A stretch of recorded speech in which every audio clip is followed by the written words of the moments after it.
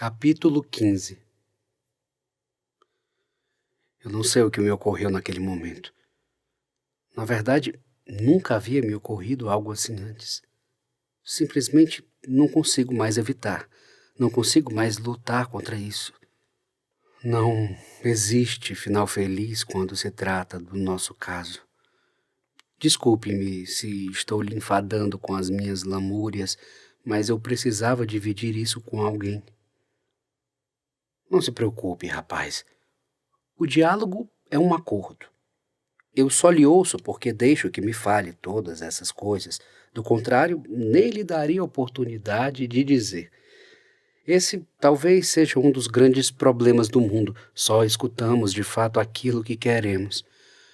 Quanto a tudo que acabou de contar, você sabe o que tem de fazer, não é? Sim. Não.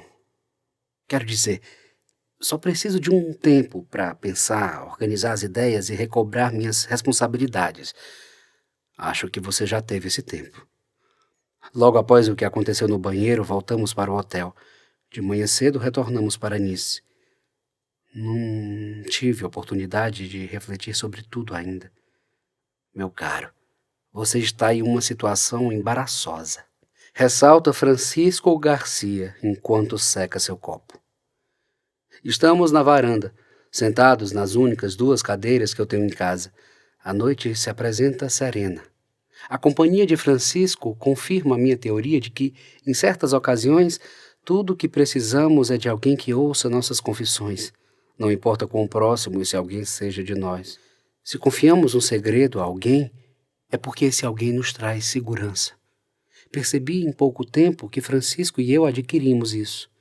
Sinto-me aliviado por falar de Marie sem ouvir julgamentos pré-estabelecidos de sua parte. Mais suco?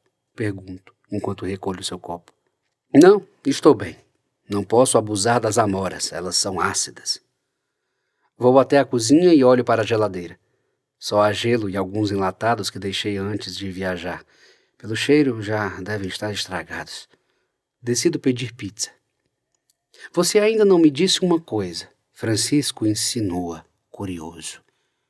Qual a idade dela? 18 anos. Fará 19 antes da formatura. Isso me faz lembrar da minha querida Valentina.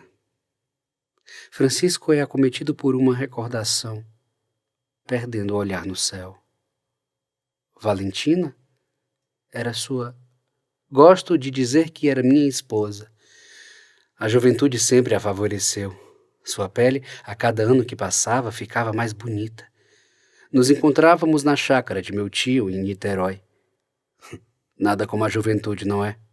Alimentando sonhos e nos fazendo acreditar que todo o amor é para sempre. Como é bela a radiância da mocidade. Francisco, o que aconteceu? Depois de todo o desabafo, concedo-me a ousadia de fazer-lhe essa pergunta. Éramos irmãos. Ele silencia. Tento processar o que acabei de ouvir. Um amor incestuoso?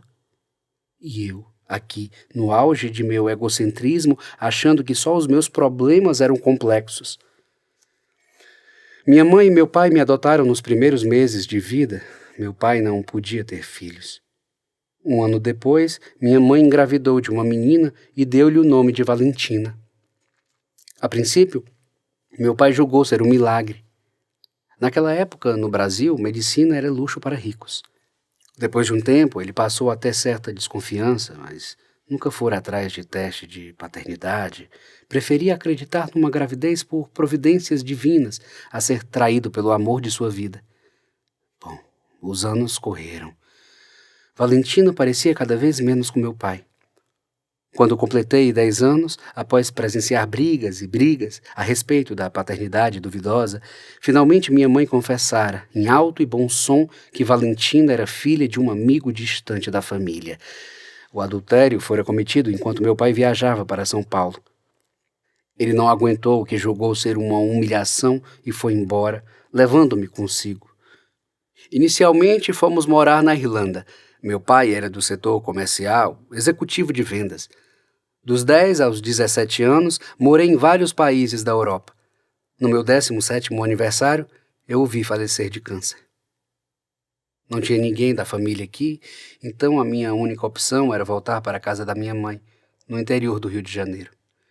Tive medo de que ela não me aceitasse ou perguntasse o porquê de nunca tê-la procurado, mas também me perguntava por que ela nunca havia me procurado. Tive medo das respostas que encontraria, tive medo de revê-la.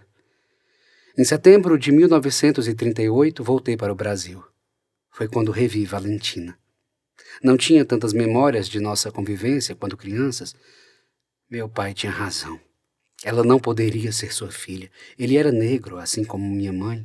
Valentina tinha a pele clara, olhos tão profundos como nunca vi parecidos. Não tive como não me apaixonar. Nunca pudemos estabelecer uma relação fraterna, não tivemos tempo para isso. Conheci uma vastidão de lugares, de pessoas, mas nunca encontrei alguém como Valentina. Foi questão de poucos meses para ela admitir sentir o mesmo. Não éramos irmãos, não de sangue. Por isso buscamos dar vida a esses sentimentos.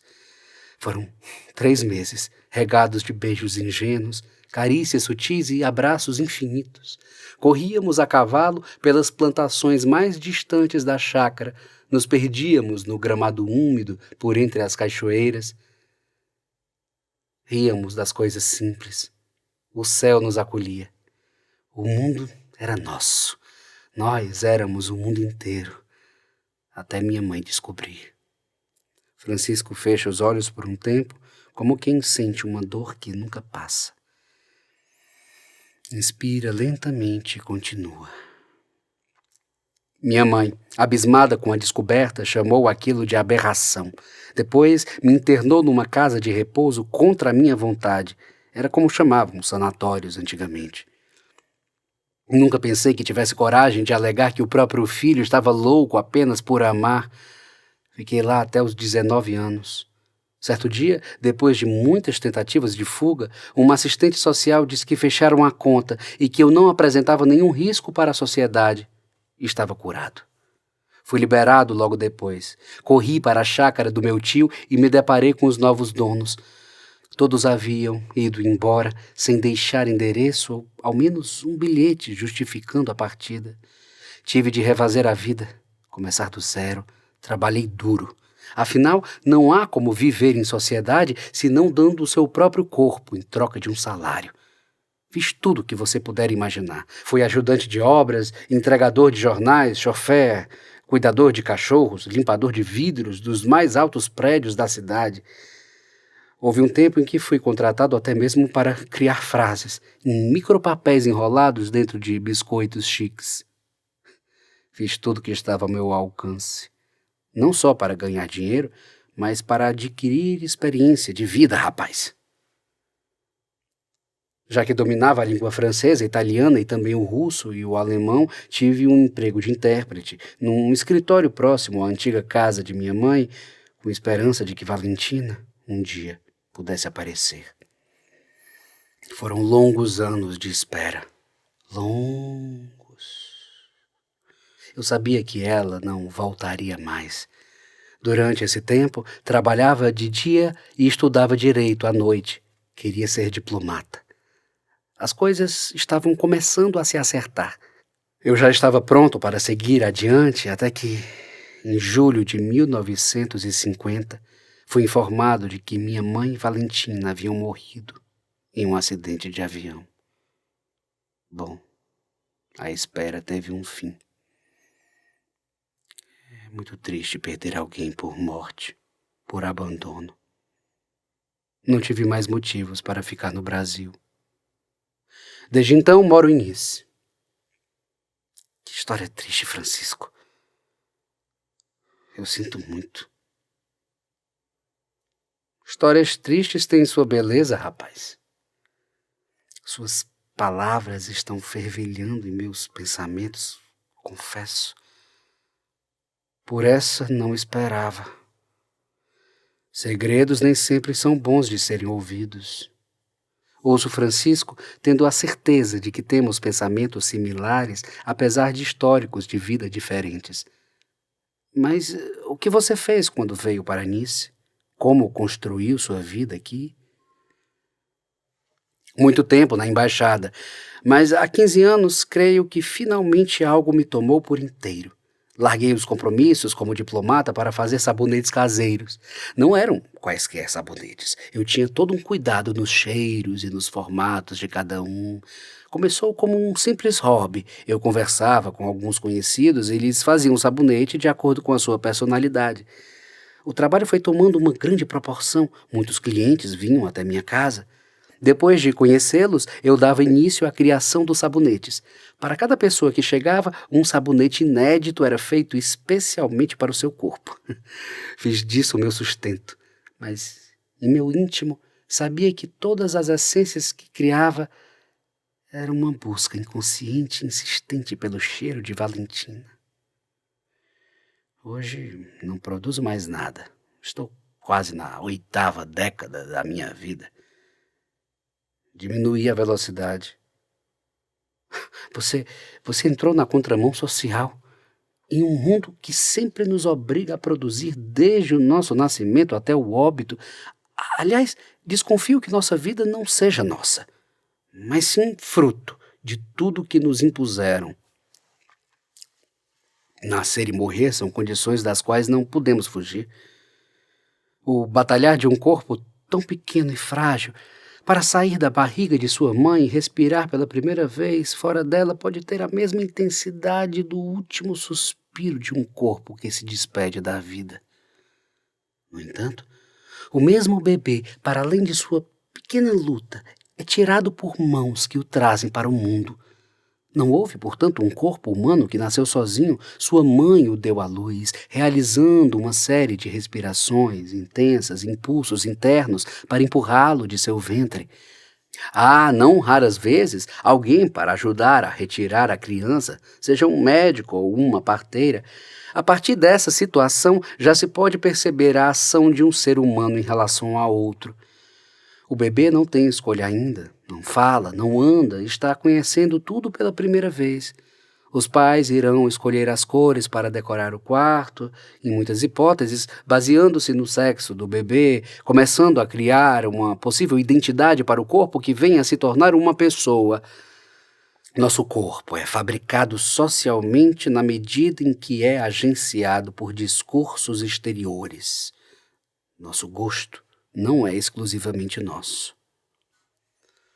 Você talvez seja uma dessas raras pessoas que buscam escutar verdadeiramente o outro. As experiências nos ensinam que ter paciência num mundo como esse é sacrifício e privilégio de poucos. Toda essa conversa sobre gosto me inquieta um pouco. Não quero interferir nos ideais de Marie. Sei que, como professor, exerço uma enorme influência sobre sua formação de opinião, mas ela deve fazer suas próprias escolhas. Pergunto-me se tem discernimento para saber se o que sente por mim é o que diz sentir, ou apenas uma grande admiração. A unanimidade é burra, como diziam os sábios. Eu, por exemplo, aos 15 anos, era mais maduro do que o meu próprio pai. Não prejulgue alguém pelos seus anos de vida. Não estou dizendo que concordo com tudo isso ou que discordo, apenas estou vendo essa história por diferentes ângulos. Eu tenho uma pergunta para fazer. Gostaria que fosse o mais sincero possível na resposta. Tudo bem? Às vezes gosto de ser sincero. Ele brinca enquanto come o último pedaço de pizza. Você acredita, depois de tudo que conversamos, que o que sentimos um pelo outro é algo pelo qual se deva lutar? Nem todos os amores são como ditam as diretrizes, rapaz. Não há parâmetros. O amor é uma das poucas coisas nessa vida sobre a qual não temos domínio. A pergunta certa a se fazer não é sobre o meu juízo de valor, e sim se está disposto a enfrentar o mundo, o sistema e a unanimidade por causa dessa jovem. Só você pode ter essa resposta. Ele se levanta, pega seu casaco, aperta firme a mão sobre o meu ombro e me olha nos olhos. Certa vez, meu pai me disse, é provável que todo amor tenha um pouco de doença. Para alguns, o final pode ser feliz. Não sei se acredito nessa frase, mas ela é boa para nos lembrar de que a vida não é um vale encantado. Pessoas que aparentam ser felizes o tempo inteiro têm mais problemas do que imaginamos. Eu acredito nos seus sentimentos, Bernard, mas não sei se estaria disposto a enfrentar tudo por amor a alguém. Pense bem. São escolhas duras, mas quanto ao que decidi... Bom, me chame para tomar um vinho. Conversaremos sobre tantas coisas. Estarei no apartamento ao lado. Acompanho Francisco até a porta e me entrego à sonolência dessa madrugada. Deixo que as preocupações se transformem em bons sonhos. No lar enigmático do inconsciente, nada é o que parece ser.